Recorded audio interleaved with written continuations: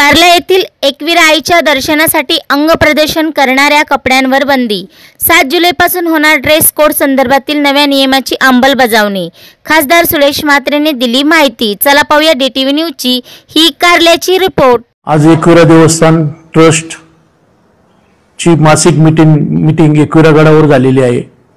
या मीटिंग मध्ये भिवंडी लोकसभेचे खासदार बालेमामा प्रमुख विश्वस्त उपस्थित आहे। सर्व विश्वस्त मंडळ उपस्थित आहे। या मीटिंग मध्ये आज एकविरा गडावर येणाऱ्या भाविक भक्तांसाठी ड्रेस कोड 7 तारखेपासून वार सोमवार 7 तारखेपासून लागू करण्यात येत आहे। आणि पुढचा विषय आदरणीय मामा सांगतीलच। आता 2 मिनिटं मामा बोलतील। सगळ्या भाविक भक्तांना एक नम्रतेची विनंती आहे की आज एकविरा ट्रस्टची बैठक अध्यक्ष दीपकजी उडावळे साहेब असतील, उपाध्यक्ष असतील, सचिव असतील, आमचे सगळे ट्रस्टी या सगळ्यांच्या बैठकीत आज ड्रेस कोडचं एकमताने निर्णय घेण्यात आला। त्याच्यात काही नियम जे लागू केलेले आहेत। मी सगळ्या भक्तांना आवाहन करतो की आपण सगळ्यांनी हे ड्रेस कोडचं पालन करायचं आहे, जेणेकरून आपल्या देवी मातेचं पावित्र्य आणि आपल्या गडाचं पावित्र्य हे राखले गेलं पाहिजे। आणि म्हणूनच आपल्या सगळ्यांना आवाहन करतो की आपण सगळ्यांनी याचं पालन करावं। आज एकविरा देवस्थान ट्रस्ट ची मासिक मीटिंग एकविरा गडावर झालेली आहे। या मीटिंग मध्ये भिवंडी लोकसभेचे खासदार बालेमामा प्रमुख विश्वस्त उपस्थित आहे। सर्व विश्वस्त मंडळ उपस्थित आहे। या मीटिंग मध्ये आज एकविरा गडावर येणाऱ्या भाविक भक्तांसाठी ड्रेस कोड 7 तारखेपासून वार सोमवार 7 तारखेपासून लागू करण्यात येत आहे। आणि पुढचा विषय आदरणीय मामा सांगतीलच। आता 2 मिनिटं मामा बोलतील। सगळ्या भाविक भक्तांना एक नम्रतेची विनंती आहे की आज एकविरा ट्रस्टची बैठक अध्यक्ष दीपकजी उडावळे साहेब असतील, उपाध्यक्ष असतील, सचिव असतील, आमचे सगळे ट्रस्टी या सगळ्यांच्या बैठकीत आज ड्रेस कोडचं एकमताने निर्णय घेण्यात आला। त्याच्यात काही नियम जे लागू केलेले आहेत। मी सगळ्या भक्तांना आवाहन करतो की आपण सगळ्यांनी हे ड्रेस कोडचं पालन करायचं आहे, जेणेकरून आपल्या देवी मातेचं पावित्र्य आणि आपल्या गडाचं पावित्र्य हे राखले गेलं पाहिजे। आणि म्हणूनच आपल्या सगळ्यांना आवाहन करतो की आपण सगळ्यांनी याचं पालन करावं। आणि याच्या सगळ्याविषयी डिटेल्स आपले जे ट्रस्टचे सचिव आहेत नवनाथजी देशमुख साहेब हे सगळे डिटेल्समध्ये आता आपल्याला समजावून सांगतील जो ड्रेस कोडचा नियम असेल। श्री एकविरा देवस्थान ट्रस्ट मासिक मीटिंग आज एकविरा गडावरती भक्तधाममध्ये संपन्न झाली। या मीटिंगमध्ये आम्ही सर्व विश्वस्त एक आई एकविरा देवीच्या पवित्र अशा भूमीत एक नवीन नियमावलीचा ठराव सहमतीने करण्यात आलेला आहे देवस्थानच्या सर्व विश्वस्तांच्या वतीने।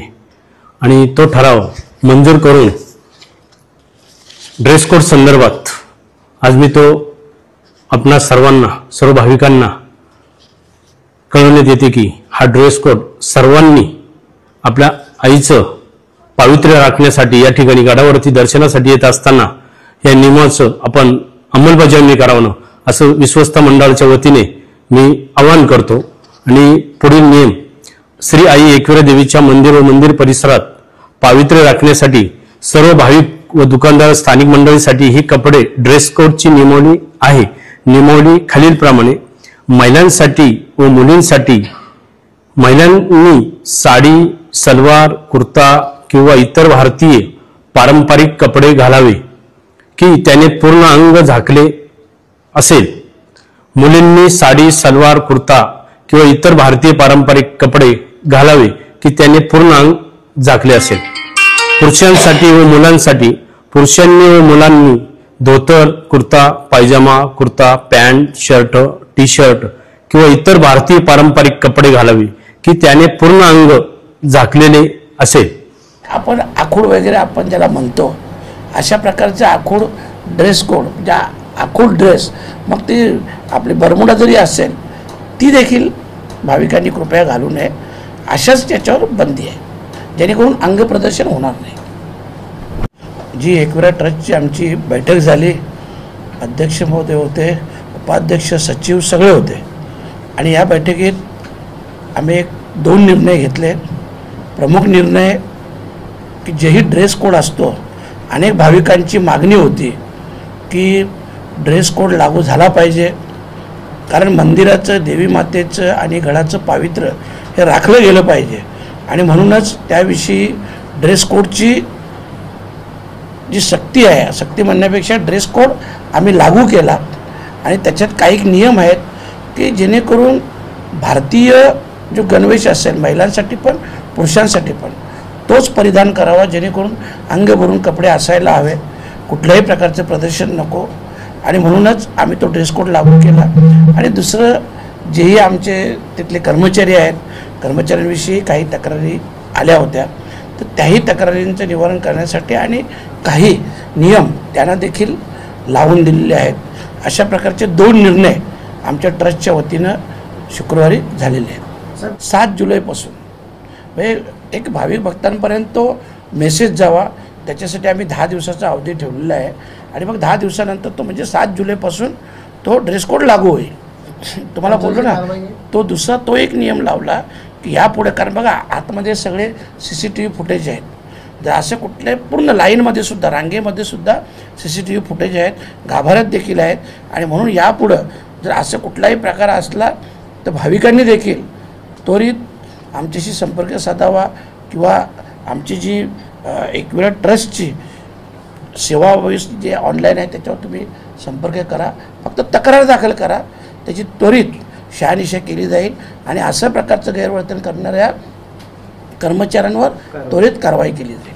व एकविरा ट्रस्टचा आमचा कार्यकाल गेल्या वर्षी जुलैपासून चालू झाला आणि चालू झाल्यानंतर अवघ्या 4 महिन्यात आम्ही सगळी लोक माननीय अजितदादांकडे गेलो आणि याचा डेव्हलपमेंट व्हावा, विकास व्हावा, कारण गेल्या अनेक वर्षापासून आपण पायऱ्यांची अवस्था पाहिली असेल, मंदिराच्या आजूबाजूचा परिसर पाहिला असेल आणि म्हणून या सगळ्या प्रमुख मागण्या घेऊन आम्ही गेलो आणि त्याच्यातून 39 करोडची आमची मागणी, जेणेकरून पार्किंगसाठी, रस्त्या पायऱ्यांसाठी आणि मंदिराचं सुशोभीकरण या सगळ्या कामांसाठी 39 करोड रुपये मंजूर झालेले आहेत आणि ते कामही चालू झालेलं आहे आणि ते काम झाल्यानंतर मग आम्ही लिफ्टविषयी चर्चा करणार.